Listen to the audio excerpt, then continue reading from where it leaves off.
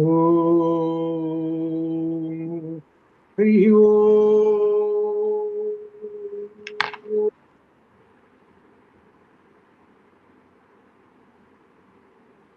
గురుర్బ్రహ్మ గురుర్విష్ణు గురుదేవో మహేశ్వరః గురు సాక్షాత్ పరం బ్రహ్మ తస్మై శ్రీ గురవే నమః. జ్ఞానానందమయం దేవం నిర్మలస్ఫటికాకృతిం ఆధారం సర్వవిద్యానాం హయగ్రీవముపాస్మహే హయగ్రీవముపాస్మహే. పురదిందు వికాసమందహాసా పురదిందీవరలోచనాభిరామాం అరవింద సమాన సుందరాస్యాం అరవిందాసన సుందరీ పాసే. శారదా శారదాం భోజవదనాంబుజే సర్వదా సర్వదా అస్మాకం సన్నిధిం సన్నిధిం క్రియాత్. సింధూరారుణ విగ్రహాన్ త్రినయనాం మాణిక్య మౌళి స్ఫురతు ఆనాయక శేఖరా స్మితముఖీమాపీనవక్షోరుహాం పాణిభ్యామళిపూర్ణరత్నశకం రక్తోత్పలం బిభ్రతీం సౌమ్యాం రక్తఘటస్థరక్తచరణాం ధ్యాయేత్వరాం అంబికాం. కరుణాం కరుణాతరంగితాక్షీం ధృతపాశాంకుశపుష్పబాణచాపాం అణిమాదిభిరావృతాం మయూఖైః అమిత్యేవ విభావయే భవానీ. ధ్యాయేత్ పద్మాసనస్థాం వికసితవదనా పద్మపత్రాయతాక్షీం హేమాభాం పీతవస్త్రాం కరకలితలసత్ హేమపద్మాం వరాంగీం సర్వాలంకారయుక్తాం సతతమభయదాం భక్తనమ్రాం భవానీం. శ్రీవిద్యాం శాంతమూర్తిం సకలసురనుతాం సర్వసంపత్ప్రదాత్రీ సకుంకుమ విలేపనాం అళికచుంబి కస్తూరికాం సమందహసితేక్షణా సశరచాపపాశాంకుశాం అశేషజనమోహినీం అరుణమాల్య భూషోజ్వలాం జపాకుసుమభాసురాం జప విధౌ స్మరేత్ అంబికా. కమలపటీ కమలకుటీ పుస్తకరుద్రాక్షసస్తహస్తపుటీ కామాక్షి పష్మలాక్షి కలిత విపంచీ విభాసి వైరించి. ఓం ఐం హ్రీం శ్రీం శ్రీమాత్రే నమః. ఓం ఐం హ్రీం శ్రీ శ్రీమాత్రే నమః. శ్రీమాత్రే నమః. లలితా రహస్య సహస్రనామాలలో ఇంతవరకు భండాసుర వధ అధ్యయనం చేశాం.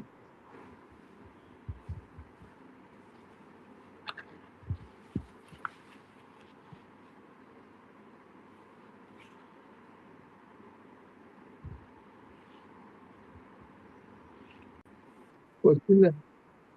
ఇప్పుడు వచ్చిందా? ఇందాక దాకా కాలేదా? అయిందా? అదంతా అట్లయితే సారీ అట్లయితే. ఓం హరి ఓం. భండాసుర వధలో అజ్ఞానం అనేటువంటి రాక్షసుని అమ్మవారు సంహరించింది. అనగా అర్థం ఏంటంటే అమ్మవారు శస్త్ర ప్రత్యస్త్ర వర్షిణి.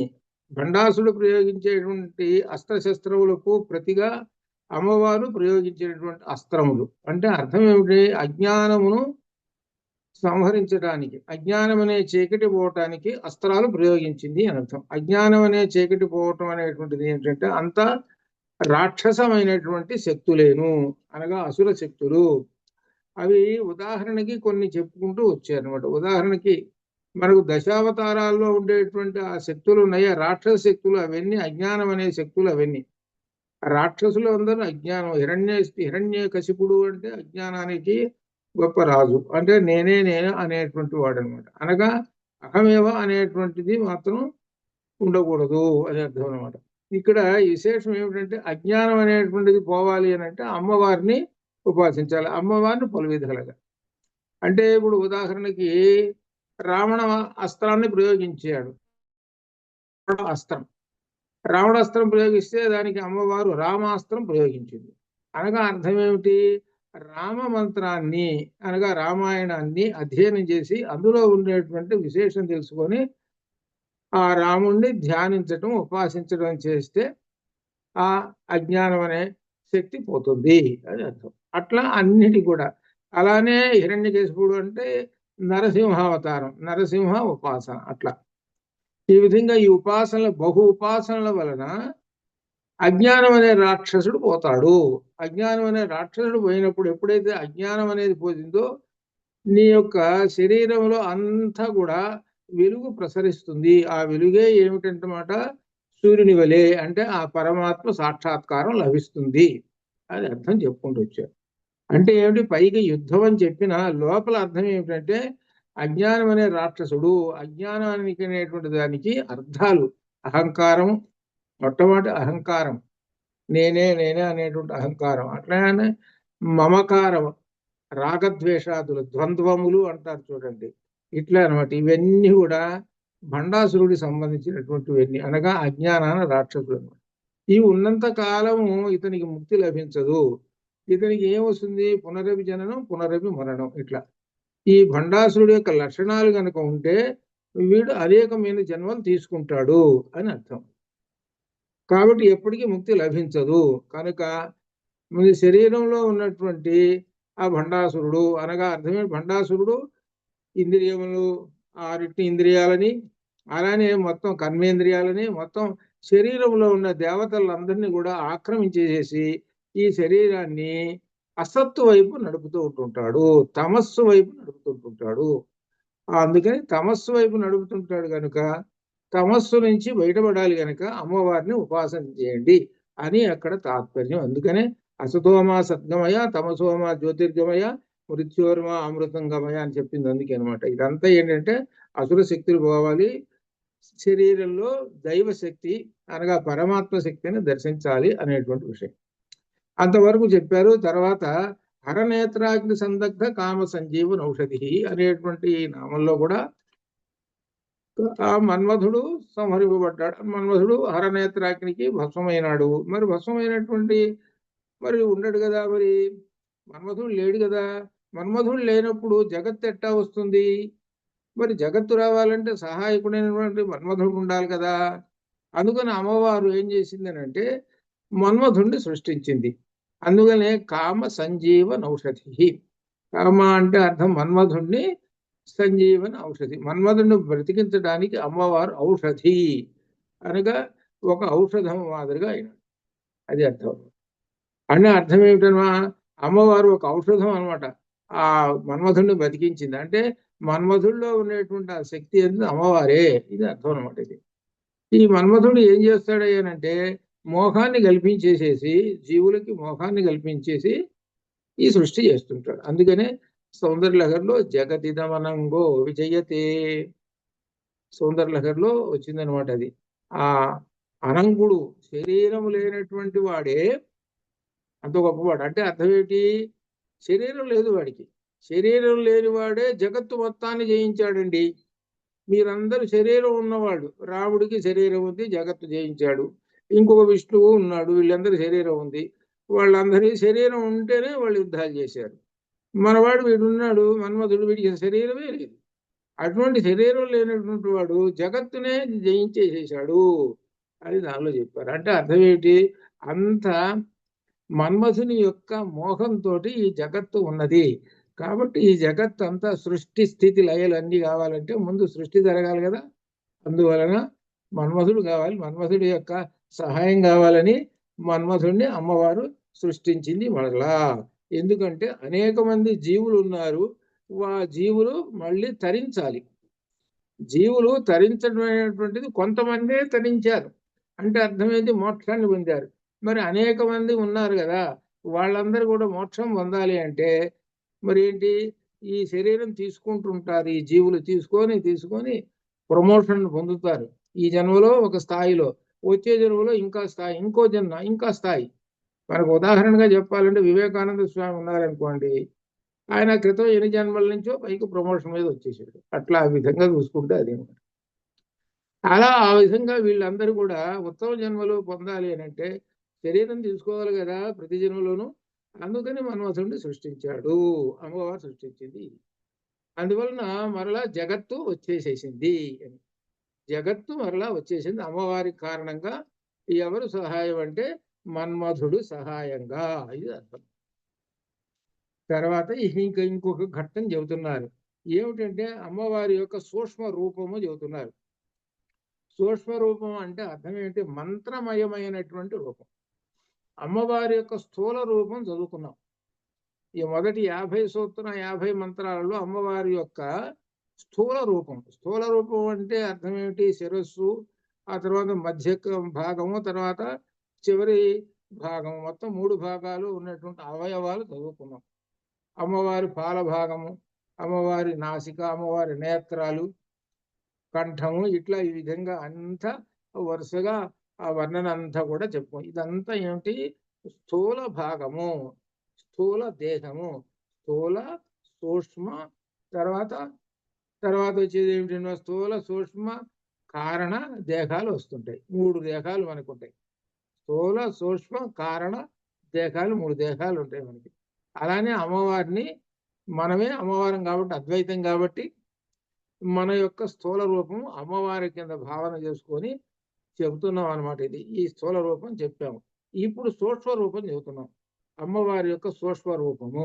స్థూల రూపాన్ని చేయమనంటే అర్థము పుష్పాలతోటో కుంకుమతోటో చేయటం అనేది స్థూల రూపాన్ని అర్చన చేయటం. ఇక సూక్ష్మ రూపాన్ని అర్చన చేయటం అంటే కేవలం మంత్రాన్ని ఉపాసించటం. అది అర్థం. కేవలం మంత్రాన్ని ఉపాసించడం. ఏమిటి ఈ మంత్రం అని అంటే ఇది బాలా మంత్రం వస్తున్నది. అది ఈ 3 నామాలలో బాలా మంత్రం వస్తున్నది. 85వ నామము దీనిలో శ్రీమద్వాగ్భవ కోటైక స్వరూప ముఖ పంకజ, శ్రీమద్వాగ్భవ కోటైక స్వరూప ముఖ పంకజ, శ్రీమద్వాగ్భవ కోటైక, శ్రీమత్ జ్ఞాన సంపన్నమైనటువంటి వాగ్భవ, వాక్కుల నుండి పుట్టిన కోట ఏక 5 అక్షరముల సముదాయమే ముఖ్యము గల స్వరూపము. మొట్టమొదటి కూటమిలో ఉన్నటువంటి 5 అక్షరములు అనగా శ్రీ విద్యామంత్రంలో మొట్టమొదటి 5 అక్షరములు అని. అదే బాలామంత్రంలో అయితేనే ఐం బీజం అవుతుంది. అది బాలామంత్రంలో మొట్టమొదటి బీజాక్షరం ఐం బీజాక్షరం. అదే శ్రీ విద్యామంత్రంలో మొట్టమొదటి భాగము 5 అక్షరాలతో ఉంటుంది. అంటే బాలామంత్రాన్ని కనుక వివరిస్తే, విపులం చేస్తే శ్రీ విద్యామంత్రం అవుతుంది. ఇది తేడా. శ్రీ విద్యామంత్రానికేమో 15 బీజాక్షరాలు ఉంటాయి, బాలామంత్రానికే 3 బీజాక్షరాలు ఉంటాయి. ఇది బాలామంత్రం కాకుండా శ్రీ విద్యామంత్రం దగ్గరికి పోరు. మొట్టమొదట బాలాదేవిని అనుగ్రహం పొంది తర్వాత అమ్మవారి దగ్గరికి. అట్లా ఇందులో చెబుతున్నది మొట్టమొదట కూటమి చెబుతున్నారు. ఈ 15 అక్షరాలలో మొట్టమొదటి 5 అక్షరాలు. 5 అక్షరాలు ఏంటి? కా, ఏ, ఈ, ల, హ్రీం.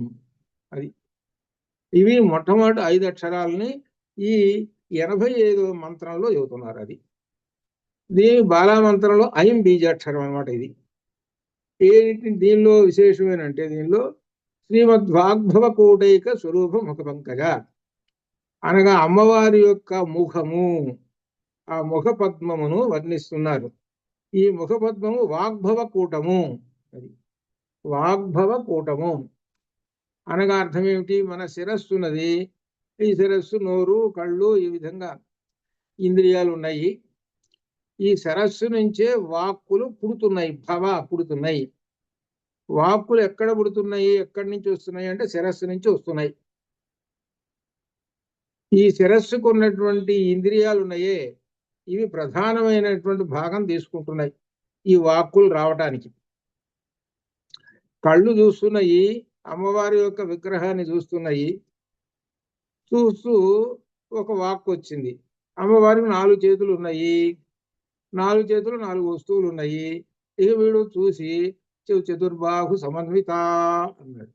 కళ్ళేమో చూసి, నోరేమో వాక్కు ఇచ్చింది. అలానే చేతిలో ఉన్నటువంటి 4 వస్తువులు ఉన్నాయి చూశారు. క్రోధాకారాంకుశోజ్వల అంటున్నాడు. అంటే కళ్ళేమో చూస్తున్నాయి, నోరేమో అనగా లోపల 4 ఉన్నది కదా అక్కడ. అంటే లోపల ఉన్నట్టే కంఠం కాబట్టి బయటికి వచ్చేస్తున్నాయి.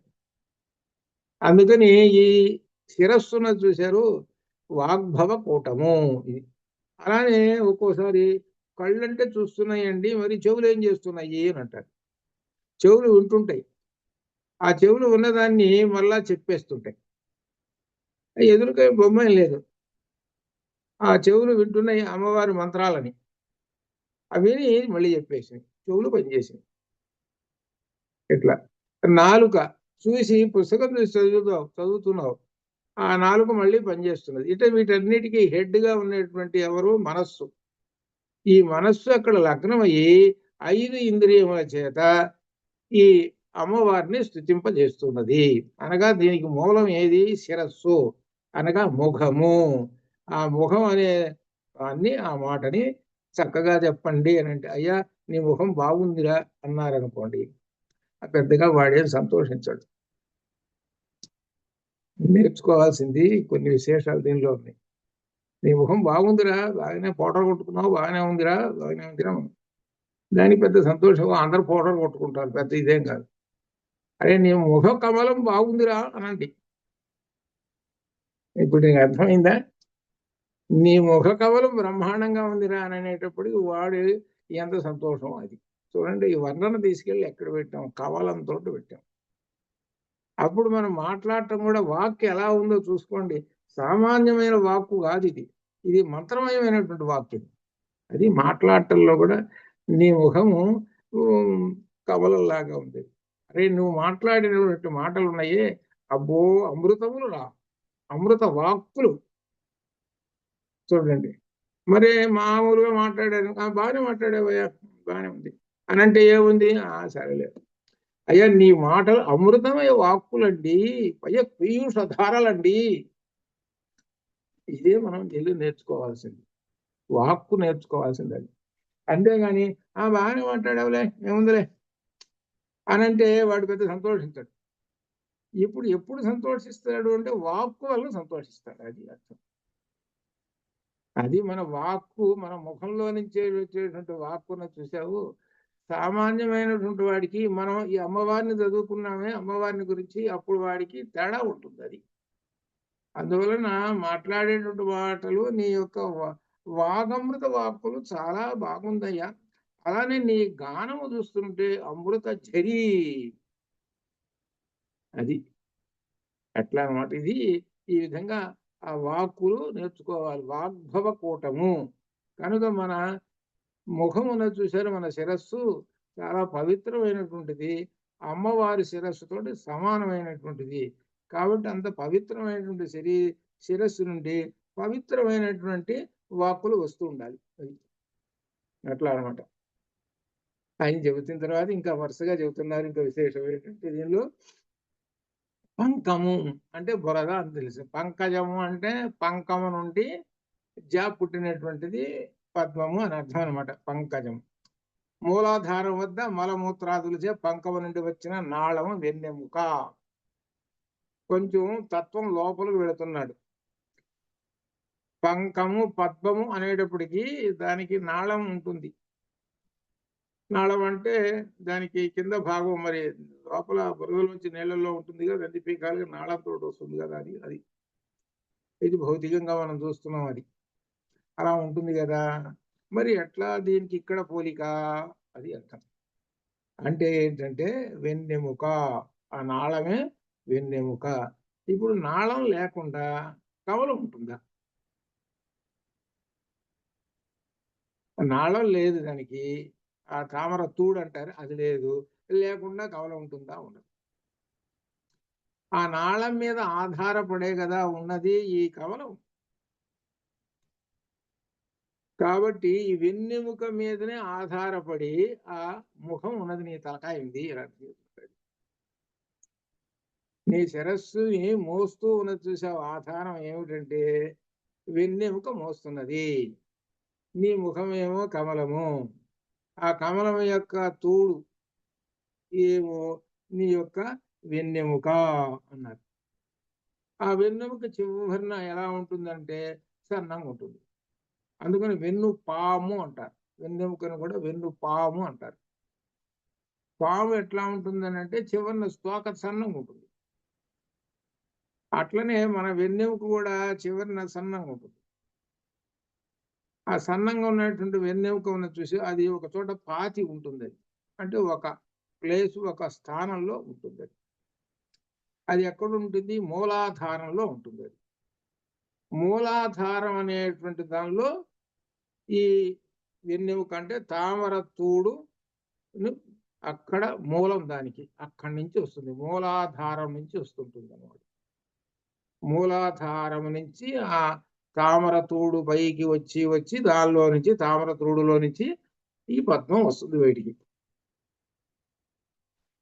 అది మనకు కనపడుతుంది. అలానే అంటే బురదే ఇక్కడ ఏమిటనమాట, కింద అన్నిటికన్నా ఉన్నటువంటి మూలాధారం.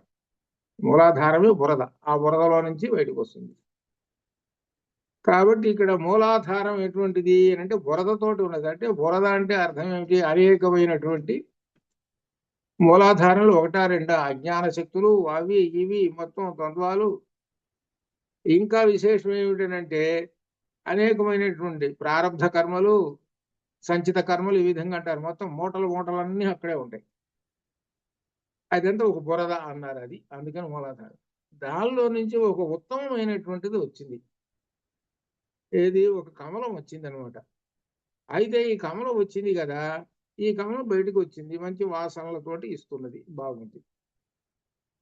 మంచి వాసనలతోటి ఇస్తుంది, బాగున్నది, అదే బాగానే ఉందండి అని అనుకున్నాం. అయితే ఇది లోపల ఉండేటువంటి బురద ఇదంతా రకరకాలు ఉన్నాయి కదా, ఆ వాసనలతోటి వచ్చి ఆ వాసనలే ఇస్తున్నది అనుకోండి, అప్పుడు మంచి వాసన ఇవ్వకుండా ఏంది సరిగా ఉంది ఈ వాసన, ఏమో కమలం బాగలేదా అని అనుకుంటాం. అంటే అర్థం ఏమిటి? వీడి నోటెమ్మటే ఒక్కటి కూడా మంచి వాటలేదు.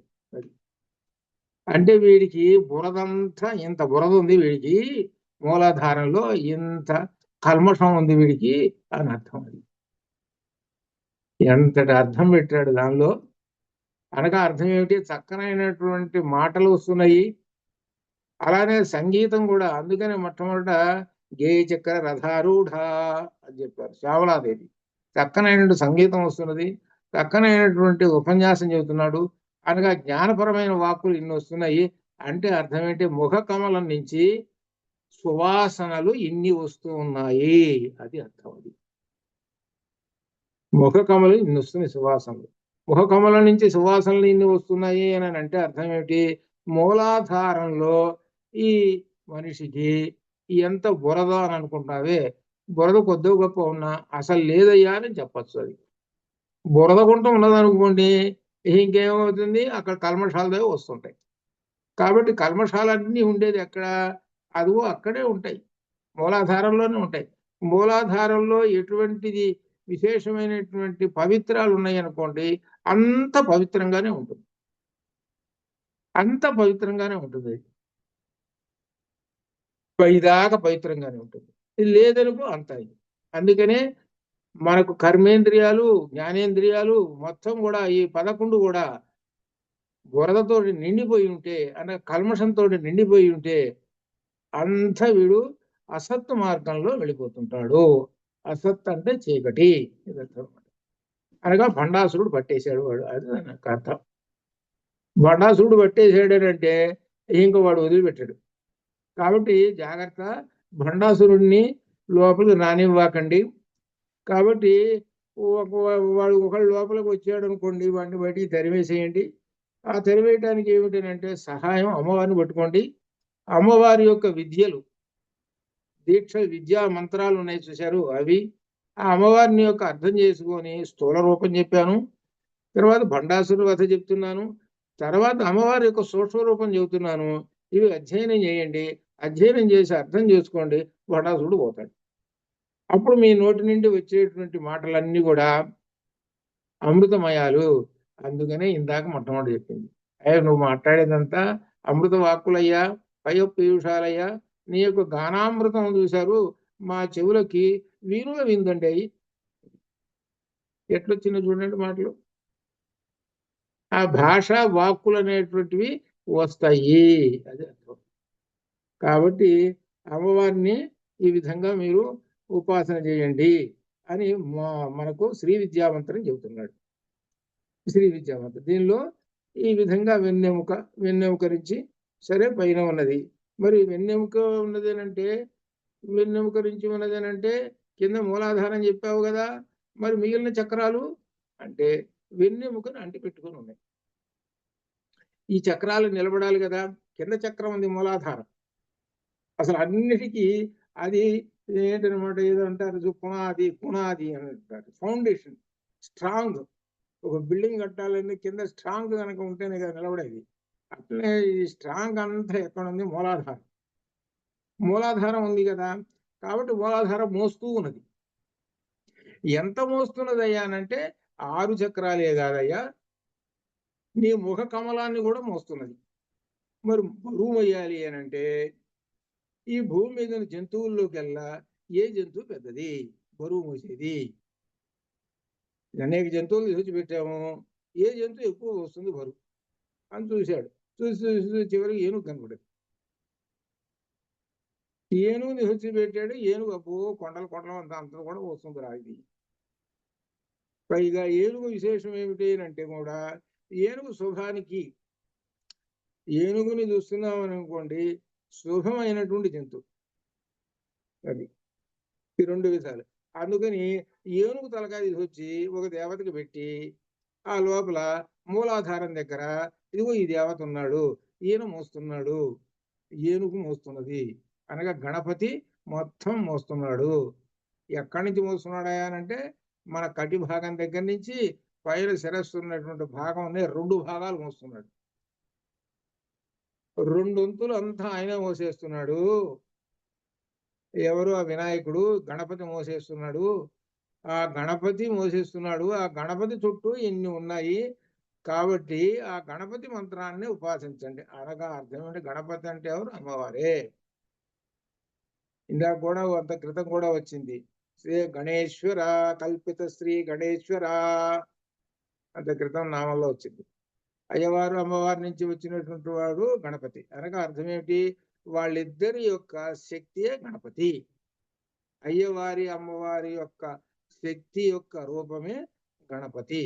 కాబట్టి గణపతిని ఉపాసించండి, అది అర్థం. గణపతిని ఉపాసిస్తే అప్పుడు నీ ఆ గణపతి దగ్గర ఉన్నటువంటి అనగా నీ యొక్క సంచిత కర్మలు ఏవైనా ఉంటే అవన్నీ కూడా అన్ని నశిస్తాయి. అక్కడ గణపతికి చాలా హాయిగా ఆనందంగా ఉంటుంది. అప్పుడు గణపతి సంతోషించి నీకు సర్వశుభాలు ఇస్తాడు. నీకు ఎటువంటి విఘ్నాలు కలగకుండా చేస్తాడు నీ కార్యక్రమం. ఇంత విశేషం చెప్పుకున్నదన్నమాట. ఆ గణపతిని అందుకు గణేభ్యో గణపతిభ్యశ్చ ఓ నమో నమో వ్రాతేభ్యో వ్రాతపతిభ్యశ్చ దానిలో గణేభ్య. ఆ గణేభ్యకు నాయకుడు కూడా ఎవరు? ఆ పరమాత్మయే. ఆ గణపతి పరమాత్మతోటి సమానము అని కూడా అక్కడ చెప్పాడు. ఆ గణపతి మోస్తూ ఉన్నాడు, మొత్తం 6 చక్రాలను మోస్తూ ఉన్నాడు అనగా అర్థం దీనిలో మొత్తం ఈ శరీరాన్ని మోసేటువంటి వాడు ఆ గణపతి అని కూడా అర్థం. ఎక్కడ? మూలాధారంలో ఉన్నటువంటి ఆ గణపతి, ఇది అర్థం అన్నమాట. చివరికి ఏం చెబుతున్నారంటే ఇక మూలాధార చక్రం నుండి అక్షర సముద్భవం ప్రారంభమవుతుంది, అది అర్థం. అసలు మనకు అక్షరాలన్నీ ఎక్కడ పుడుతున్నాయి అని అంటే మూలాధార నుంచి పరా పశ్యంతి మధ్యమ వైఖరి రూపం ద్వారా వస్తుంటాయి. మనకు మార్పులు ఎట్టా వస్తున్నాయి? మన శరీరం అనేటువంటిది ఒక మిషన్, ఒక పెద్ద మిషన్లు మనం చూస్తుంటాం, పెద్ద యంత్రాలు. ఆ యంత్రం పనిచేయాలంటే ఆ కరెంటు పెడతారు దానికి. కరెంటు పెడితే దానికి స్విచ్ ఎక్కడో ఒక చోట ఉంటుంది. ఆ స్విచ్ వేస్తాడు. ఆ స్విచ్ వేయగా టకా టకా టకా అని తిరుగుతూనే ఉంటాయి. స్విచ్ వేయలేదు అనుకోండి ఏమీ తిరగదు, దాంట్లోనే ముద్దులాగా పడి ఉంటుంది. అంటే స్విచ్ వేసేటప్పుడు ఏమవుతుంది? దాని చైతన్యం అంతా మనకు కనపడుతుంటుంది. దాని చైతన్యం అంతా కూడా కనపడుతుంది. ఇది మనకి అట్లనే మన శరీరం అన్నది చూశారు. మన శరీరం అనేటువంటిది ఒక పెద్ద మిషను, ఒక యంత్రం. మరి ఈ యంత్రాన్ని మరి లోపల కరెంట్ ఉండాలి కదా, యంత్రానికి కరెంట్ ఉండాలి కదా. అట్లనే మన శరీరంలో కూడా ఒక కరెంట్ ఉంది. అదేమిటి? చైతన్యము, అది అర్థం.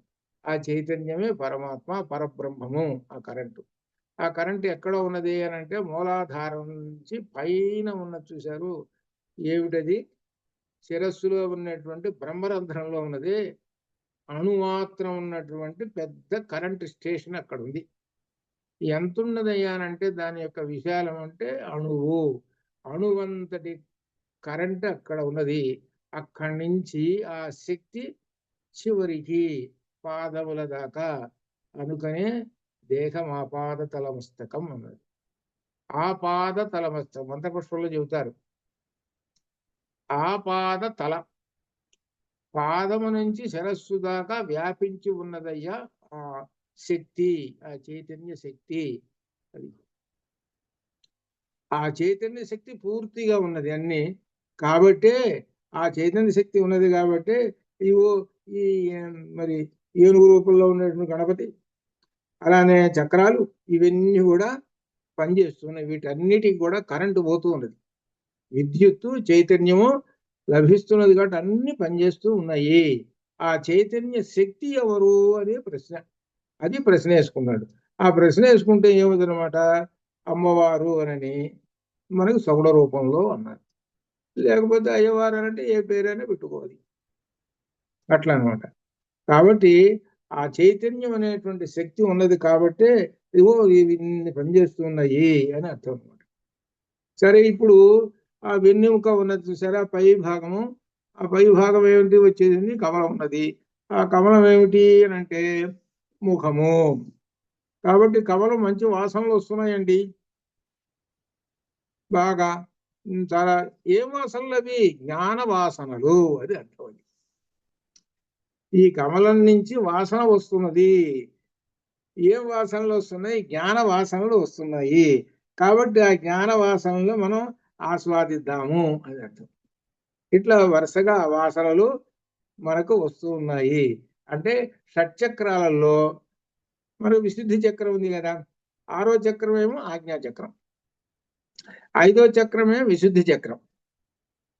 విశుద్ధి చక్రం దగ్గర ఉన్నటువంటి 16 అట్లా స్వరాలు ఉన్నాయి, అక్షరాలు. ఆ స్వరాలతోటి ఈ హల్లులు కలుపుకొని ఒక అక్షరంగా ఏర్పడి కొన్ని పదాలు బయటకు వస్తున్నాయి. అంటే అర్థం ఏమవుతుందంటే ప్రతి చక్రంలోనూ సగం సగం. అంటే ఏమిటనమాట, సగం అయ్యేవారు సగం అమ్మవారు, ఇది అర్థం అనమాట. అన్ని కూడా అన్నిట్లో ప్రతి చోట కూడా శక్తి ఉన్నది. ఆ శక్తి ఎవరు అంటే సగం అమ్మవారు సగం అయ్యేవారు. కేవలం అమ్మవారు కాదు, కేవలం అయ్యవారు కాదు, ఒకటే శక్తి. అది రెండు కలిసినటువంటి ఒకటే శక్తి. అందుకనే మనకి ఏం చెప్పారనంటే హల్లులు లేక వ్యంజనములు ఉన్నాయి. వాటికి విశుద్ధి చక్రంలో ఉన్నటువంటి అచ్చులను పోసాం. స్వరాలు అంటే ప్రాణులు, స్వరములు, ప్రాణులు, అచ్చులు, 3 రకాల పేర్లు వాటికి. ఏంటి, విశుద్ధి చక్రంలో ఉన్నటువంటి 16కి ఇవి ప్రాణం పోసేస్తాయి. అమ్మవారు ప్రాణం పోసేస్తుంది విశుద్ధి చక్రంలో ఉన్నటువంటి 16 హల్లులకి ప్రాణం పోసేటప్పటికి అప్పుడు మనకు అక్షరాలు మనకి బయటికి వచ్చేస్తున్నాయి. ఇలా రావడానికి ఏమిటి, ఈ ముఖ కమలం పనిచేస్తుంది. ఈ ముఖ కమలంలో ఏంటి, ముఖమానికి ఏమున్నాయి, దంతాలు ఉన్నాయి, నాలుక ఉన్నది, దవడలు ఉన్నాయి, నాసిక ఉన్నది. కాబట్టి అక్షరాల గురించి మనకు వ్యాకరణంలో వచ్చిందనమాట. ఏదోతో కంఠదాలు జ్ఞవణన నాసికాచ వచ్చిందా. ఏంటి, కొన్ని అక్షరాలు, ప్రతి అక్షరాలు ఎక్కడి నుంచి పుడతాయి. ఓదోతో కంఠోష్టం, కంఠములు, ఓష్ఠ్యములు, నాసికలు, ఇవన్నీ ఏమిటి అక్షరాలు, 50 అక్షరాలు మన ముఖ కమలం నుంచి ఏ ఏ స్థానాల నుంచి ఏ ఏ అక్షరాలు పుడుతున్నాయి అని వ్యాకరణం చెప్పింది. అకుహ సజ్జినాన కంఠ, కంఠములవి, కంఠములు, తాళవ్యములు, దంత్యములు, ఇట్లా ఈ విధంగా మనకు చెప్పింది అనమాట. ఇదంతా ఏమిటనమాట, మనకు ఈ వాక్కులు రావటానికి మన శరీరం ఏ విధంగా ఉపయోగపడుతుంది తెలుసుకోవటం కోసం. అదేనమాట. ఇది భాషాశాస్త్రంలో ఒక పెద్ద విశేషమైనటువంటిది ఈ నామం. భాషాశాస్త్రం మొత్తం ఈ 3 కూడా భాషాశాస్త్రానికి. ఒక భాష బయటికి వస్తున్నదంటే ఈ శరీరం ఎలా నిర్మితమై ఉన్నది, అలా నిర్మితమై ఉన్నది కాబట్టి భాష బయటకు వస్తున్నది. భాషాశాస్త్రంలో కూడా వస్తున్నది అని ఈ విధంగా చెబుతూ 6 చక్రాలు ఉన్నాయి చూసాం. కింద ఉన్నటువంటి 5వ చక్రం అయినటువంటి విశుద్ధి చక్రంలో నుంచి మన ముఖం నుంచి బయటికి వస్తున్నాయి ఈ వాక్కులు. ఏమిటివి? జ్ఞానపరమైనటువంటి ఈ వాక్కులు అని చెప్పి. అయితే ఇందులో విశేషం ఏంటంటే మొదటి భాగం చెప్పావు. మొదటి భాగం అమ్మవారి యొక్క 3 భాగాలు. శరీరం 3 భాగాలు. శరీరము అనగా మొట్టమొదట శిరస్సు, తర్వాత ఉండేటువంటిది కంఠం నుంచి కటి దాకా మధ్యకూటం, ఇది ఒక 2వ భాగము. తర్వాత 3వ భాగం కటి నుంచి పాదాల దాకా 3వ భాగం. 3 భాగాలు. ఈ 3 భాగాలని వెన్నెముక ఏం చేస్తున్నది అంటే కలిపేస్తున్నది. వెన్నెముక కలిపేస్తున్నది. వెన్నెముక చివరి ఉన్నటువంటి స్థానం చూసే కటి దగ్గర అది బలంగా ఉండి ఈ కాళ్ళని యొక్క శక్తికి పంపిస్తున్నది. అలానే పైకి కూడా ఆ శిరస్సు దాకా మొత్తాన్ని మోస్తూ పోతున్నది ఈ వెన్నెముక అనమాట. ఈ వెన్నెముకనే ఏమన్నారు దీనిలో? మన లలితలో ఏమన్నారు? వెన్నెముక ఎవరు? కుమారస్వామి. వెన్నెముకలో చివర ఉన్నటువంటి భాగం ఉన్నదే, అక్కడ కూర్చున్న ఆయన ఎవరు? గణపతి. ఆయన కూర్చున్న ఆయన ఎవరు? గణపతి. వీళ్ళిద్దరు ఎవరు? అమ్మవారికి 2 కుమారులు. అమ్మవారికి 2 కుమారులు. ఒకడు కుమారస్వామి, ఇంకొకడు గణపతి. ఇది గణపతి ఏంటి? కింద ఉన్నాడు పెద్దవాడు. వాడు పెద్దవాడికి ఎక్కువ బరువు వేస్తారు, చిన్నవాడికి అసలు బరువు తగ్గిస్తారు. ఇది లోకల్లో ఉన్నటువంటి సహజం. పెద్ద బరువు వేయాలనుకో 2 ఉన్నారనుకోండి, పెద్దవాడికి ఎక్కువ బరువు ఇస్తారు, చిన్నవాడికి వాడు మైలేటర్, నువ్వు వాడికి ఒక సంచి ఇస్తున్నాను, నీకు 2 సంచులు ఇస్తున్నాను అంటారు. ఇది లోకల్లో ఉన్నటువంటి ఇదే కదా. కాబట్టి పెద్దవాడు గణపతి. ఆ గణపతి మొత్తం మోస్తున్నాడు. ఆయనకు సహాయంగా కుమారస్వామి ఉన్నారు. కుమారస్వామి అంటే ఎవరు? వెన్నుపాము. అంటే కుమారస్వామి అంటే వెన్నుపాము అంటే ఎట్లా చెబుతున్నారండి అంటే, కుమారస్వామికి ముఖాలు 6, షణ్ముఖుడు. ఆయనకి 6 ముఖాలు ఏమిటాయి అని అంటే 6 కమలాలు. 6 కమలాలు ఈ వెన్నెముకని ఆధారం చేసుకుని ప్రకాశిస్తూ ఉంటాయి. 6 కమలాలు. పైన అసలు ఉంది కమలం, వాళ్ళ అమ్మ.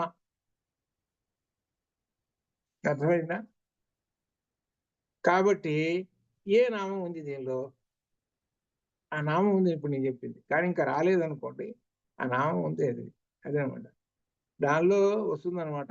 ఎందుకంటే పైకేమో దైవము ఈ అర్థాలతో చెబుతుంటారు, లోపల ఉన్నటువంటిది మన శరీర నిర్మాణం చెబుతూ అక్కడ జ్ఞానాన్ని గురించి చెబుతుంటారు. అది కుమార గణనాథాంబ. కుమార గణనాథాంబ ఎక్కడుందో నామం చూసుకోండి. అది అట్లా. అది కుమార గణనాథాంబ. కుమారుడు కుమారస్వామికి, గణపతికి అమ్మవారు తల్లి. అది ఎక్కడ వస్తుంది? ఆ నామంలో వస్తుంది. సరే, ఇప్పుడు ఏం చెబుతున్నారంటే మొదటి భాగము ఈ శిరస్సును ఏం చెబుతున్నారు అని అంటే, శ్రీ విద్యామంత్రంలో మొట్టమొదటి కూటమి ఏంటి? మొట్టమొదటి కూటమిలో 5 అక్షరాలు ఉన్నాయి. 5 అక్షరాలు ఏమిటి? క, ఏ, ఈ, ల, హ్రీం. 5 అక్షరాలు. హ్రీం చివరిలో ఉన్నటువంటి హ్రీం అనేటువంటి బీజాక్షరం. దీనిలో హ్రీం అనే బీజాక్షరం లేకపోతే ముందున్న 4 అక్షరాలకి శక్తి లేదు. ఈ హ్రీం అనే బీజాక్షరం పైన వాటన్నిటికీ కూడా శక్తిని ఇస్తుంటుంది. అందుకని చెప్పేటప్పుడు కూడా హ్రీం, ఈ హ్రీం, ఈ హ్రీం, ఇలా హ్రీం. ఇది ఈ రహస్యం చెప్తున్నాను. ఈ ఉపాసన చేసేటువంటి విధానం అన్నమాట. అమ్మవారి యొక్క మొదటి కూటాన్ని ఉపాసన చేసే విధానం హ్రీం బీజాక్షరంతో. హ్రీం అనేటువంటి భువనేశ్వరి బీజాక్షరం ఇదనమాట. అయితే ఇక్కడ కాతోటి మొదలుపెట్టారు. ఇప్పుడు విశేషం ఏమంటే, మంత్రాలకు అన్నిటికీ కూడా ఓం ఉంది కదా. బాలామంత్రానికి కూడా ఐం క్లీం సౌహ్ ఉంది, దానికి ముందు ఓం చేర్చారు కదండి అక్కడ. మరి అట్నే ఇక్కడ కూడా ఓం చేర్చలేదు ఏమిటండి? అది ప్రశ్న. కాబట్టి ఇక్కడ దీనికి సమాధానం ఎవరు చెప్పగలుగుతారనంటే చాందోగ్యం చదువుకున్న వాడే చెప్పగలుగుతారు. చాందోగ్యంలో ఇప్పుడు జరుగుతున్నది కం బ్రహ్మ ఖం బ్రహ్మ కం బ్రహ్మ ఖం బ్రహ్మ. అక్కడ కం ఖమ్ అనేటువంటిది వచ్చింది. విశేషణాలు రెండు ఏమిటనమాట, కంకి కమ్ము కంకి కమ్ము విశేషణాలు. అక్కడ కమ్ అంటే బ్రహ్మము అని అర్థం. అది అక్కడి నుంచి తీసుకున్నాడు. ఈ కా అనే బీజాక్షరాన్ని అక్కడి నుంచి తీసుకున్నాడు. చాందోగ్యంలో నుంచి తీసుకున్నాడు. కం బ్రహ్మ ఖం బ్రహ్మ. అక్కడికి వచ్చేటప్పటికి పూర్వపక్షం వేశాడు. ఏమండి కం బ్రహ్మ ఖం బ్రహ్మ అంటున్నారండి. కమ్ అంటే సుఖము, కమ్ అంటే ఆకాశము, సుఖము ఆకాశం అన్నారండి. సుఖమేమో అశాశ్వతమైనటువంటిది, కమ్ అనేదేమో ఆకాశము, అదేమో జడ పదార్థం అండి. మరి మీరేమో బ్రహ్మం అని చెబుతున్నారు, ఖం బ్రహ్మ అంటున్నారండి. ఎట్లా సరిపోతుందని పూర్వపక్షం వేశాడు. ఆ పూర్వపక్షం వేస్తే సమాధానం చెప్పాడు. అయ్యావి విశేషణాలు అయ్యావి అని చెప్పుకుంటూ వచ్చాడు. అక్కడ సుఖం అనేటువంటి మోక్ష సుఖము, అక్కడ ఖమ్ అనేటువంటిది ఏంటంటే చిదాకాశము. ఇది కాబట్టి ఇక్కడ అర్థాన్ని ఇక్కడ వ్యాకరణం పట్టించుకోవాలి అక్కడ. అందుకని వ్యాకరణం అర్థమైతేనే అక్కడ అర్థమవుతుంది, లేదా అర్థం కాదు. అందుకనే వ్యాకరణాలు చదివితేనే గురువు గారు, వ్యాకరణం చదవలేటువంటి వాళ్ళందరూ గురువులు పుట్టలు ఉన్నారు ఇప్పుడు ఈ మన యూట్యూబ్లో. మేము చదువుకున్నామండి అక్కడ, అవి చదువుకున్నాం వాళ్ళ దగ్గర వీళ్ళ దగ్గర అని అంటుంటారు. వాళ్ళకి వ్యాకరణాలు చదువుకోరు. వ్యాకరణం అనేటువంటిది భాషని మనకి కమాండ్ ఇచ్చేటువంటిది. అది భాష పట్ల కమాండ్ లేకుండా సంస్కృత భాషకు సంబంధించి అందులో విశేషమైనటువంటి చెప్పాలి అని అంటే అర్హత రాదు. అందుకనే వేదాంగాలలో వ్యాకరణం అనేటువంటిది అది. వ్యాకరణమే ప్రధానమైనటువంటిది అనమాట. అది ఆ భాషని ఇలా ఉంటుంది అని చెప్పి భాష యొక్క స్వరూపం అంతా చెప్పి నేర్చుకుంటుంటారు అనమాట. గురువు దగ్గర మేము 4 సంవత్సరాలు చదువుకున్నాము గురువు దగ్గర వ్యాకరణం. మేమేం గురువులు కాదు, ఈ హిందీలో యూట్యూబ్లో ఉన్నాయి పుట్టలు మేము నేర్చుకున్నామండి వాళ్ళ దగ్గర ఆమె దగ్గర అన్నారు. ఉన్నారు, చాలా మంది ఉన్నారు దీనిలో. అది తెలియదు పాపం వాళ్ళు. అది అదేమో గురువు అనే పదానికే అర్థం బాగా తెలియదు వాళ్ళకి. ఎందుకంటే ఈ పూర్వజన్మ సుకృతం ఉంటేనో గురువు లభిస్తాడు, లేకపోతే లభించడు అని కూడా మనకు వచ్చింది. అందుకని అదే అనమాట చెబుతాను. ఇక్కడ క ఏ ఈ ల హ్రీం ఇది అర్థం. ఈ మంత్రం కూడా రావటానికి కూడా మూలమైనటువంటిది కూడా మనకు త్రిపుర రహస్యంలో ఉన్నది అనమాట. అక్కడి నుంచి ఈ మంత్రాన్ని తీసుకున్నారనమాట. ఇది క ఏ ఈ ల హ్రీం, ఇది వాగ్భవ కూటానికి సంబంధించినటువంటి ఇది అనమాట. ఇది ఏమిటి దీని యొక్క అర్థము? క ఏ ఈ ల హ్రీం. ఇది హ్రీం అనేటువంటి బీజాక్షరాల్లో ఏమున్నాయి? హ ర ఈం ఉన్నాయి. హకారము రకారము ఈం అనేటువంటి 3 అక్షరాలు ఉన్నాయి. హ ర ఈం అనేటువంటిది ఈ మాయాశక్తి, ర అగ్నిశక్తి, హ అనేటువంటిది ఆకాశము. ఇట్లా ఈ శక్తులన్నీ కూడా కలిసినటువంటిది ఒకటే బీజాక్షరం. ఈ బీజాక్షరం హ్రీం అనే బీజాక్షరం. ఈ హ్రీం బీజాక్షరం ఏం చేస్తుందంటే మొట్టమొదట హ్రీం బీజాక్షరానికి దగ్గర ఉన్నటువంటి అక్షరం ఏమిటి? లా అనే అక్షరం ఉంది. లా అనేటువంటి బీజాక్షరం. లా అంటే అర్థం ఏమిటంటే లం అని అర్థం అనమాట. అంటే భూమి అని అర్థం అన్నమాట. భూమి అంటే అర్థం ఏమిటంటే పంచభూతాలతో నిండినటువంటిది. ఆకాశము, వాయువు, వాయువు నుంచి అగ్ని, అగ్ని నుంచి నీళ్లు, నీళ్ళ నుంచి భూమి. పంచీకరణం ఉంది కదా. భూమిలో ఎన్ని ఉన్నాయి? అన్నీ ఉన్నాయి. భూమిలో అన్నీ ఉన్నాయి. ఆకాశం ఉంది, వాయువు ఉంది, అన్ని ఆకాశం అంటే శూన్యం. అట్లా అన్ని శక్తులు భూమిలో ఉన్నాయి. భూమి అని చెప్పేటప్పటికి ఏమైనా చెప్పుకోవాలి, పంచభూతములు అని అర్థం అనమాట. హ్రీం బీజాక్షరంతో లాని భేదించాలి, పంచభూతాలని భేదించాలి. పంచభూతాలను భేదించడం అంటే బయట ఉన్నటువంటి పంచభూతాలను భేదించడం కాదు. ఏమిటంటే మన శరీరం పంచభూతాత్మకమైనటువంటిది, అది అర్థం. పంచభూతాత్మకమైనటువంటి ఈ శరీరాన్ని తప్పించేసేయాలి, దాన్ని దాటిపోవాలి హ్రీం. పంచభూతాత్మకమైనటువంటి శరీరాన్ని దాటి చీల్చేసేసుకొని హ్రీం బీజాక్షరము తర్వాత ఉన్నటువంటి బీజాక్షరం ఈ దగ్గరికి పోతుంది. ఈ దగ్గరికి పోయి అక్కడ ఏం చేస్తుందంటే ఈ మాయాశక్తి అని ఇప్పుడు పాంచభౌతికమైనటువంటి శరీరం అంతా నశించిందండి అంటే అర్థం ఏమిటి? ఈ శరీరం మళ్ళీ పుట్టదు, పాంచభౌతికమైన శరీరం లేదు. ఎక్కడ ఇక పోతే మాయా జగత్తు ఉంది, మాయా జగత్తు ఉంటుందని మళ్ళీ పుట్టుస్తుంది. అందుకని ఈ బీజాక్షరాన్ని కూడా భేదించేసేసింది. ఇంకా మళ్ళీ వాడికి ఇంకా ఇక జన్మ లేదు. భేదించిన తర్వాత ఏ దగ్గరికి వెళ్ళాడు, ఏ దగ్గరికి వెళ్ళేటప్పటికీ ఇక్కడ చైతన్య శక్తి అక్కడికి కలుపుకున్నాడు హ్రీం బీజాక్షరంతో. అక్కడ కలుపుకోగానే దగ్గర ఉన్నటువంటి క బ్రహ్మం, అసలు బ్రహ్మము, నిర్గుణ పరబ్రహ్మము. కా అంటే నిర్గుణ పరబ్రహ్మము. నిర్గుణ పరబ్రహ్మంలో ఈ హ్రీం లీనం అయిపోయింది. అనగా అర్థం ఈ హ్రీం అంటే ఈ జీవుడు లీనం అయిపోయినది అంటే మోక్షం లభించింది అని అర్థం. మోక్షం లభించాలి అని అంటే ఇది కా ఏ హ్రీ, ఇది శిరస్సుకు ఉన్నటువంటి 5 బీజాక్షరాలు, 5 బీజాక్షరాలు అనమాట. అలానే ఇక్కడ తర్వాత వచ్చేటువంటి దానికి ఉన్నది అనమాట. కాయల హ్రీం కానీ శాకాహాల హ్రీం, అది కాగానే శాకాల హ్రీం ఉంది. ఇవి మొత్తం ఏంటో 15 అక్షరాలు. ఈ 15 అక్షరాలని ఉపాసన చేసేటువంటి వాడికి పునర్జన్మ లేదు. సరే, లేకపోగా మోక్షాన్ని సిద్ధిస్తుంది, మోక్షానికి వెళ్ళిపోయినాడు. అనగా ఏమిటంటే గాయత్రి మంత్రాన్ని ఉపాసన చేసుకొని అత్యంత శక్తులు పొంది ఏ విధంగా అయితే పరమాత్మలో లీనమైనాడో అదే సేమ్.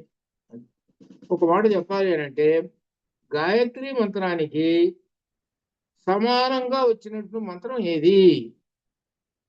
శ్రీ విద్యా మంత్రం. అది ఈ శ్రీ విద్యా మంత్రాన్ని మొట్టమొదటిగా ఉపాసన చేసింది ఎవరు? మన్మధుడు ఉపాసన చేశాడు. ఆ తర్వాత ఒక 12 మంది ఉపాసన చేశారు. ఆ 12 మందిలో ఉన్నటువంటి వాళ్ళు కూడా ఎవరున్నారు? శివుడు ఉన్నాడు, విష్ణువు ఉన్నాడు, దేవతలు ఉన్నారు. వీళ్ళు ఇంకా విశేషంగా మనకు ఈ నామాల్లోనే వచ్చారు. పులోమజార్చిత, లోపాముద్రార్చిత.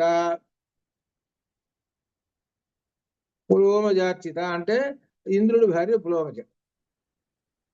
లోపాముద్రార్చిత అంటే అగత్సుడి భార్య లోపాముద్ర. వాళ్ళ భార్యలు అమ్మవారి యొక్క శ్రీ విద్యా మంత్రాన్ని ఉపాసన చేసి గొప్ప శక్తిని అయ్యవారికి ఇచ్చారు. అంటే బాగా డబ్బులు సంపాదించి ఈమె కూడా బాగా ఉద్యోగం చేస్తున్నదండి, లక్ష రూపాయల జీతం వస్తున్నదండి. భర్తకి ఇచ్చేసింది, ఏమన్నా మీరు కొనుక్కోండి అని ఇచ్చేసింది అనుకోండి. అబ్బా సరే బాగానే ఉందయ్యా, నా డబ్బులే కాకుండా ఏం కూడా డబ్బులు ఇస్తుంది, నాకు ఎంత బలం వచ్చిందో కదా అని అనుకుంటాడు కదా. ఇద్దరు భార్య భర్తలు ఉద్యోగాలు అమెరికాలో ఉంటే అంతేగా, మరి ఇద్దరు చేయాలి కదా. అది అట్లనే ఇక్కడ కూడా ఏమిటంటే అనమాట, ఆ అమ్మవారిని కనుక పట్టుకొని ఉంటే ఇక్కడ దీని అర్థం అనమాట. ఈ విద్యామంత్రం వలన అదేనమాట, అంత విశేషమైనమాట. అనగా స్త్రీ, ఇంట్లో ఉన్నటువంటి స్త్రీ అంటే భార్య శ్రీ విద్యామంత్రాన్ని పట్టుకున్నది అనుకోండి, శ్రీ విద్యామంత్రం ఉపాసన చేస్తున్నది అనుకోండి, అటువంటి ఆమె ఏం చేస్తుందనంటే భర్తకి సహాయం చేస్తుంటుంది. భర్తకు సహాయం చేయటం అంటే అర్థం అంటే ఏమిటో తెలిసిన, అన్ని విధముల భర్తను సంరక్షిస్తూ ఉంటుంది, బయటికి కనబడదు. అది ఇక్కడ అర్థం. అది అసలు అక్కడ ఈయన బయటికి పోయినాడు, కారు వేసుకొని ఇంటికి శుభ్రంగా వచ్చేసాడు. అమ్మ అంటే ఇంట్లో భార్య చేసేటువంటి ఆ శక్తి వలన శుభ్రంగా ఆయన ఇంటికి వచ్చేసేసాడు.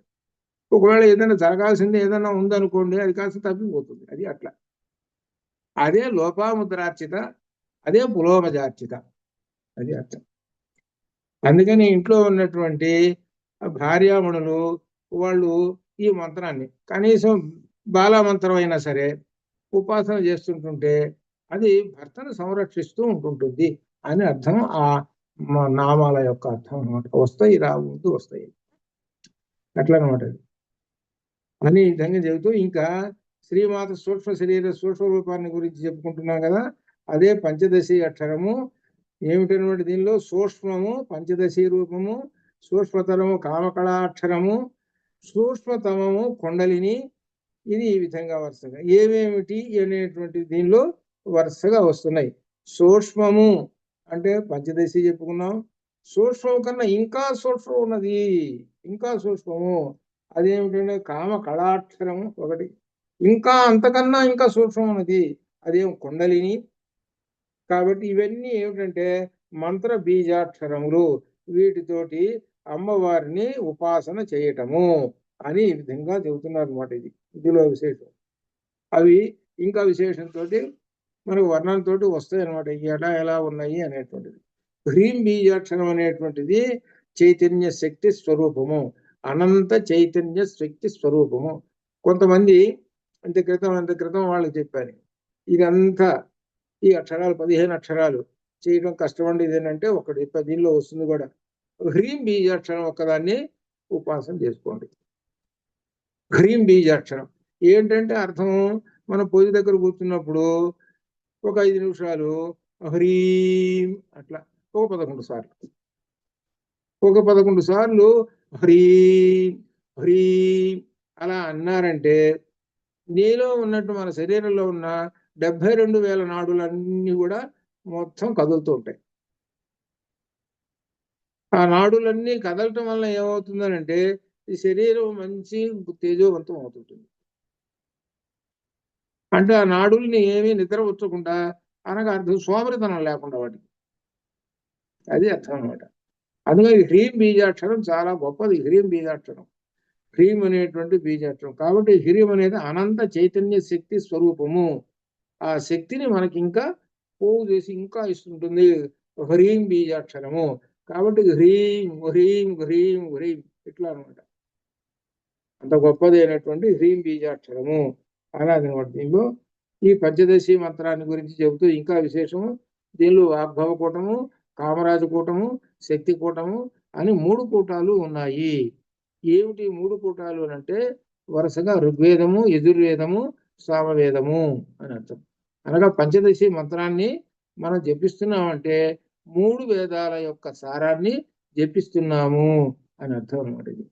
ఈ వాగ్భవ కూటం ఒక్కటే మొట్టమొదట గాయత్రి మంత్ర సారము. ఇక్కడ విశేషం కా అంటే బ్రహ్మము, సహస్రారములో ఉన్నటువంటి బిందు రూపంలో ఉన్నటువంటి ఆ పరబ్రహ్మము సహస్రారములో ఉన్నటువంటి. అలానే ఏ అంటే చిత్తి శక్తి, ఆ చిత్తి శక్తి. ఈ అంటే మాయాబీజం, మాయాబీజము. ఇలా మాయాబీజం కూడా దాటితే అప్పుడు. కాబట్టి లా అనేటువంటిది పంచభూతాత్మకమైనటువంటిది. లాని భేదించాలి మొట్టమొదట. లాని భేదించి నెమ్మదిగా పైకి పోవాలి. ఈ భేదించడానికి నీ చేతిలో ఒక శక్తి ఇచ్చాడు. ఏమిటి? అనంతమైన చైతన్య శక్తి ఉన్నటువంటి ఒక బీజాక్షరము, అదే హ్రీం. ఆ హ్రీం అనే బీజాక్షరంతో భేదిస్తూ ఓ అర్థమైంది.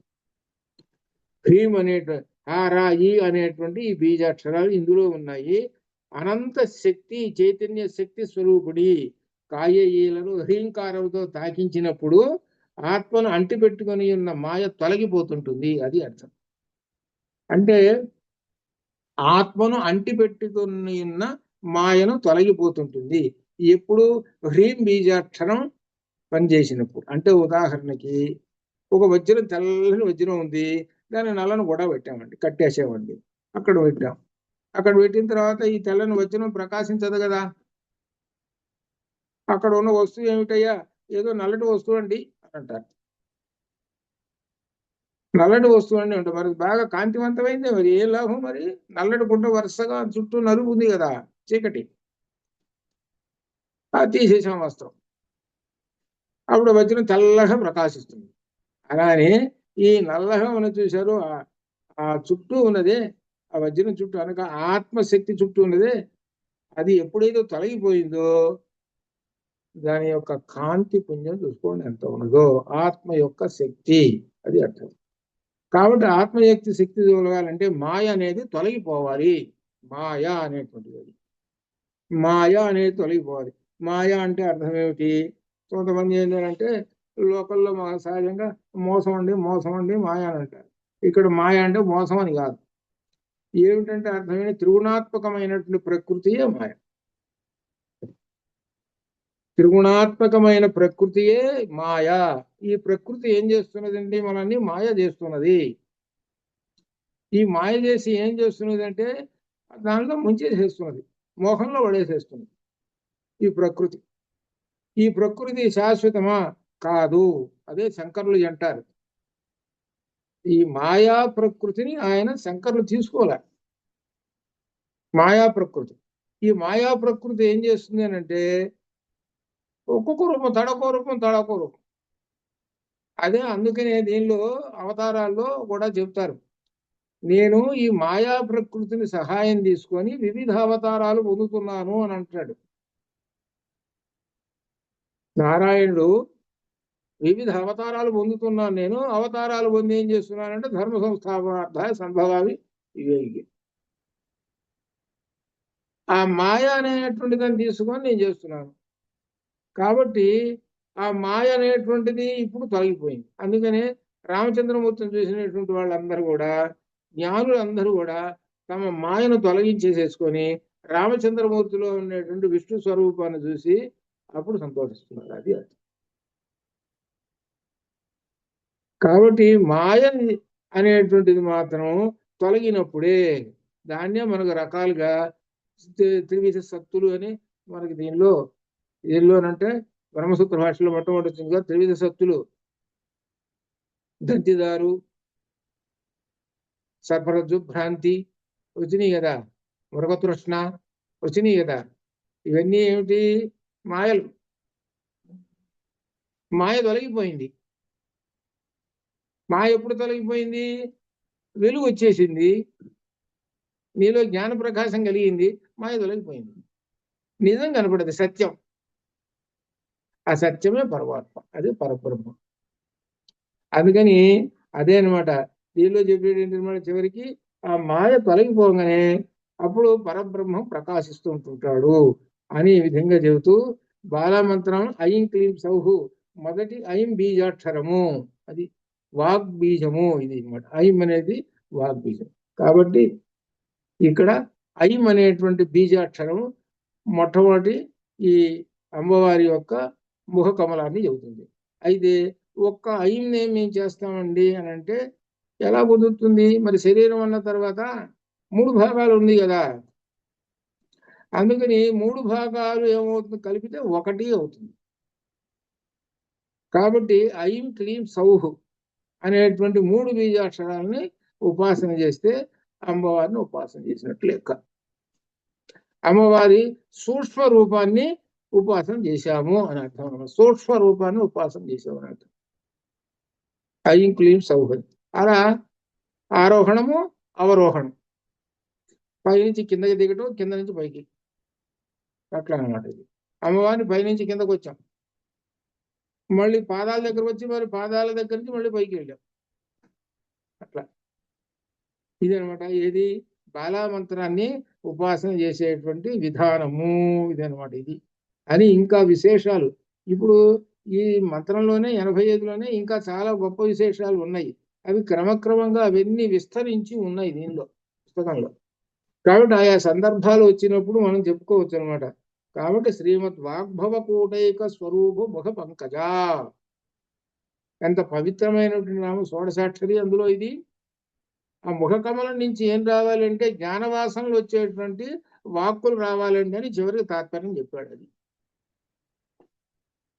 పనికి మాలిన మాటలు కాదు రావాల్సింది, అదే అనమాట అర్థం. అర్థం కాదా? అట్లా ఒకసారి కాశీ వెళ్ళినప్పుడు ఒక చోట ఒక విశేషమైనటువంటిది చూసినప్పుడు చెవులు మూసుకున్నాం. అది కాశీ పవిత్ర క్షేత్రం కదా. మేము అక్కడికి మేము గదిలో కూర్చున్నాం, ఇంకో గదిలో ఎవరో కూర్చున్నారు వాళ్ళు. వాళ్ళు ఏదో సెల్లో మాట్లాడుతున్నారు. ఆ మాట్లాడుతుంటే ఎవరు పురుషుడా కాదు స్త్రీయే మాట్లాడుతుంది. అయితే ఏమన్నా చిన్న చిన్నగా ఏమైనా మాట్లాడుతుంటే ఇంకొకరు వినపడదు పెద్దంగా. ఏమిటో తెలిసిన బూతులే. ఏమిట్రా స్త్రీ ఏంటి, బూతులేంటి ఈ విధంగా వస్తున్నాయి. అప్పుడు అనిపించింది అనమాట, శ్రీమద్భాగవత కూడా కదా, ముఖ పంకజం నుంచి జ్ఞాన వాసనలు రావాల్సింది ఏం వాసనలు వస్తున్నాయా బాబు బాబు, ఇంకేముందని తల మూసుకుంది. అది ఎంత పవిత్రమో మన యొక్క ముఖము అంత అపవిత్రం చేస్తుంది. అంటే ఎందుకు చెప్పుకుంటున్నానంటే ఇటువంటి వాళ్ళు ఉంటారు లోకంలో. అది వాళ్ళని బాగా భండాసురుడు పట్టాడు, గట్టిగా పట్టుకున్నాడు వాళ్ళని భండాసురుడు. వాడు కాశీవో ఎక్కడివో ఎక్కడికన్నా పో, వాడు మాత్రం పునర్విమరణం అది తప్పదు. ఇంకంతే, భండాసురుడు పట్టేశాడుగా, ఇంకంతే. నువ్వు కాశీ వచ్చింది ఎందుకయ్యా, ఇది పుణ్యం సంపాదించాలి, నీకున్న అజ్ఞానం పోవాలి లేదు కదా చెప్పింది. నీకు మాత్రం అది మాత్రం వాడు భండాసురుడు వెంట వస్తూనే ఉన్నాడు. అట్లా అందుకని ఒక దేవాలయానికి వెళ్ళామనుకోండి, అర్థం ఏమిటంటే భండాసురుడు అయ్యా భండాసురుడు ఒక గంట సేపు అన్నా బయటకు పోవాయా అని అనిపి, మనలో ఉన్న అజ్ఞానం అనేటువంటి శక్తి పోవాలి అని అర్థం. రోజు కొంతమంది ఆలయానికి పోతారు, మంచి పనే, మంచి అలవాటే. అనగా మనలో ఉండేటువంటి అజ్ఞాన శక్తి అనేటువంటిది పోవాలి, కానీ ఆచరణలో ఉండాలి. ఆచరణలో ఉండాలంటే స్వరూప ముఖ పంకజ, నీ నోట్లో నుంచి ఏం వస్తూ ఉండాలి అని అంటే జ్ఞాన వాసనలు, జ్ఞానపరమైన వాక్కులు ఏమన్నా వస్తున్నాయా. ఊరికే వెళ్ళి నమస్కారం చేసి ప్రసాదం తిని ఇంటికి రావడం కాదు. నీకేమన్నా జ్ఞాన వాక్కులు వస్తున్నాయా, అమ్మవారి చూడంగానే ఏమన్నా జ్ఞాన వాక్కు వచ్చిందా. సర్వారుణ అనవద్యాంగి ఏమన్నా అనుకుంటున్నాం అమ్మవారిని చూడంగానే, అది మాత్రం లేదు. నేను వచ్చానని పేరుకది. అమ్మవారి చూడంగానే ఏనాడు వాక్కు రావాలి, ముఖపంకజంలో నుంచి రావాలి. అది ఇక్కడ. అందుకని ఎక్కడైనా సరే ఆలయానికి వెళ్ళినప్పుడు మనకేంటంటే సహజంగా ఆటోమేటిక్ అంటారే, సహజంగా వెంటనే ముఖపంకజంలో నుంచి ఒక వాసన, జ్ఞాన వాసన, వాక్కు ఒకటి బయటికి రావాలి. కనీసం ఒక్కటన్నా రావాలి. వస్తేనే అప్పుడు మనకి ఆ పరమాత్మ యందు భక్తి ఉన్నట్టు లెక్క. ఆ విధంగా ఏంటంటే మనలో ఉన్న అజ్ఞానం భండాసురుడు కూడా బయటకు పోతుంటాడు. అప్పుడు భండాసురుడు అయ్యా నా వల్ల ఇక్కడ నేను ఉండలేదు, నేను పోతున్నానులే అంటాడు. ఇది అర్థం అనమాట. అట్లా ఆ విధంగా అనమాట ఈ ముఖ పంకజాన్ని గురించి అంత విశేషం. కాబట్టి తర్వాత రేపు కంఠాధ కటిపర్యంత మధ్యకోట స్వరూపిణి, తర్వాత శక్తి కోటైక తాపన కట్యధోభాగధారిణి అనేటువంటివి కూడా మనం రేపు కూడా ఈ ఒక్కటే అవుతుందేమో మరి. ఎందుకంటే శ్రీ విద్యామంత్రం కదా, ఈ మంత్రాన్ని గురించి మనం ఇంకా మిగిలిపోయిన ఇంకా అనేకం ఉంటాయి, చెప్పుకుంటూ చూద్దాం. అంతవరకు అమ్మవారి యొక్క అనుగ్రహము. అంతవరకు శుభం భయాత్. ఓం పూర్ణమదః పూర్ణమిదం పూర్ణాత్ పూర్ణముదచ్యతే పూర్ణస్య పూర్ణమాదాయ పూర్ణమేవావశిష్యతే. అసతో మా సద్గమయ తమసో మా జ్యోతిర్గమయ మృత్యోర్మామృతంగమయ. ఓం శాంతి శాంతి. శుభం భయాత్.